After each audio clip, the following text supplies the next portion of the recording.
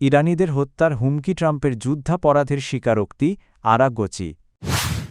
ইসরায়েলের সঙ্গে সম্পূর্ণ যুদ্ধবিরতি চায় লেবানন।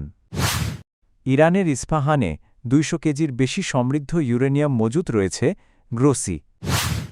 নতুন নেতার সমর্থনে ইরানে ব্যাপক শোভাযাত্রা। ইরানের পররাষ্ট্রমন্ত্রী আব্বাস আরাকচি বলেছেন, মার্কিন প্রেসিডেন্ট ডোনাল্ড ট্রাম্প এর সাম্প্রতিক মন্তব্য যুদ্ধাপরাধ এবং মানবতার বিরুদ্ধে অপরাধের স্বীকারোক্তির শামিল। রোববার জাতিসংঘের মহাসচিব ও ইউনাইটেড নেশনস সিকিউরিটি কাউন্সিলের সদস্য দেশগুলোর কাছে পাঠানো এক আনুষ্ঠানিক চিঠিতে তিনি এই অভিযোগ করেন। চিঠিতে আরাকচি বলেন, ট্রাম্পের বক্তব্য আন্তর্জাতিক আইনের গুরুতর লঙ্ঘন এবং এতে নিরপরাধ বেসামরিক নাগরিকদের লক্ষ্যবস্তু করার ইঙ্গিত পাওয়া যায়। এর আগে নিজের সামাজিক যোগাযোগ মাধ্যম ট্রুথ সোশ্যাল এ ট্রাম্প ইরানকে সতর্ক করে বলেন যে সব এলাকা এখনও লক্ষ্যবস্তু হয়নি সেগুলোকেও সম্পূর্ণ ধ্বংস ও নিশ্চিত মৃত্যুর আওতায় আনা হতে পারে। ইরানের দাবিগত ২৮শে ফেব্রুয়ারি থেকে শুরু হওয়া যুক্তরাষ্ট্র ও ইসরায়েলের হামলায় দেশটিতে এখন পর্যন্ত ১৩০০ এর বেশি বেসামরিক নাগরিক নিহত হয়েছেন। আরাগচি আরও বলেন, এই হামলায় হাজার হাজার আবাসিক ভবন, ব্যবসা প্রতিষ্ঠান, চিকিৎসা কেন্দ্র ও স্কুলসহ প্রায় ৯,০০০-এর বেশি বেসামরিক স্থাপনা ধ্বংস হয়েছে। ইসরায়েলের সঙ্গে সম্পূর্ণ যুদ্ধবিরতির আহ্বান জানিয়েছেন লেবাননের প্রেসিডেন্ট জোসেফ আউন। আন্তর্জাতিক সংবাদ মাধ্যম আল জাজিরা জানায়, লেবাননকে স্থিতিশীল করতে একটি নতুন পরিকল্পনা বাস্তবায়নের জন্য আন্তর্জাতিক সমর্থনও চেয়েছেন তিনি।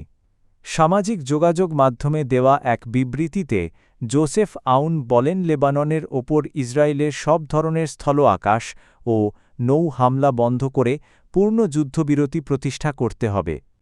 তিনি জানান, যুদ্ধবিরতি কার্যকর হলে লেবাননের সেনাবাহিনী উত্তেজনাপূর্ণ এলাকাগুলোর নিয়ন্ত্রণ গ্রহণ করবে। একই সঙ্গে সশস্ত্র গোষ্ঠী হেজবোল্লাকে নিরস্ত্র করা এবং তাদের অস্ত্রাগার ও মজুত কেন্দ্র ভেঙে দেওয়ার পরিকল্পনার কথাও উল্লেখ করেন তিনি। জোসেফ আউন আরও বলেন, এই পরিকল্পনা বাস্তবায়নে লেবাননের সেনাবাহিনীর জন্য আন্তর্জাতিক সহায়তা প্রয়োজন। তিনি প্রস্তাব দেন, সব পদক্ষেপ বাস্তবায়নের বিষয়ে সমঝোতায় পৌঁছাতে আন্তর্জাতিক তত্ত্বাবধানে লেবানন ও ইসরায়েলের মধ্যে সরাসরি আলোচনা শুরু করা উচিত। ইরানে উচ্চমাত্রায় সমৃদ্ধ ইউরেনিয়াম মজুত থাকার তথ্য জানিয়েছে আন্তর্জাতিক পারমাণবিক সংস্থা।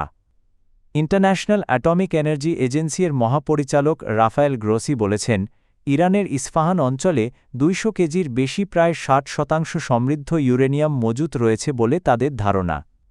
বার্তা সংস্থা রয়টার্সের প্রতিবেদনে বলা হয়েছে, আইএইএ মনে করছে এই ইউরেনিয়াম এখনও ওই এলাকাতেই রয়েছে এবং অন্য কোথাও সরানো হয়নি।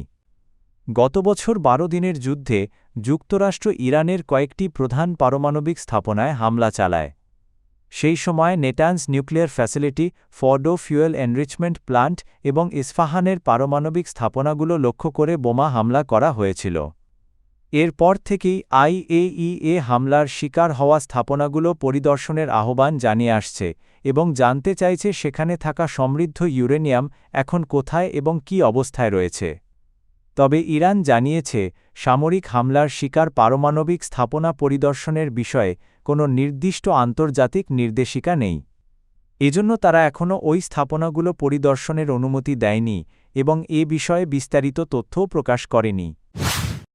ইরানের সর্বোচ্চ নেতা আলী খামেনেই নিহত হওয়ার পর দেশটিতে কয়েকদিন ধরে নেতৃত্বের শূন্যতা তৈরি হয়েছিল।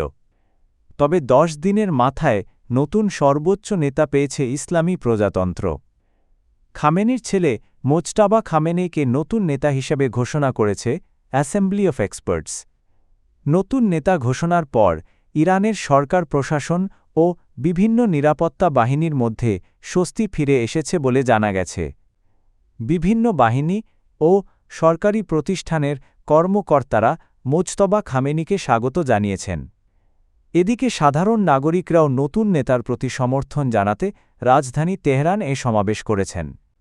সোমবার সেখানে জড়ো হয়ে ইরানিরা নিহত আলী খামেনি এবং নতুন নেতা মোজতবা খামেনির ছবি হাতে মিছিল করেন এবং সরকারের প্রতি সমর্থন জানিয়ে স্লোগান দেন। এর আগে গত ২৮শে ফেব্রুয়ারি যুক্তরাষ্ট্র ও ইসরায়েলের যৌথ হামলায় আলী খামেনি নিহত হন। ওই হামলায় তার পরিবারের কয়েকজন সদস্যও হতাহত হন। যুদ্ধের কঠিন পরিস্থিতির মধ্যেও মোজতবা খামেনি বেঁচে যান এবং পরে তাকে ইরানের নতুন সর্বোচ্চ নেতা হিসেবে দায়িত্ব দেওয়া হয়।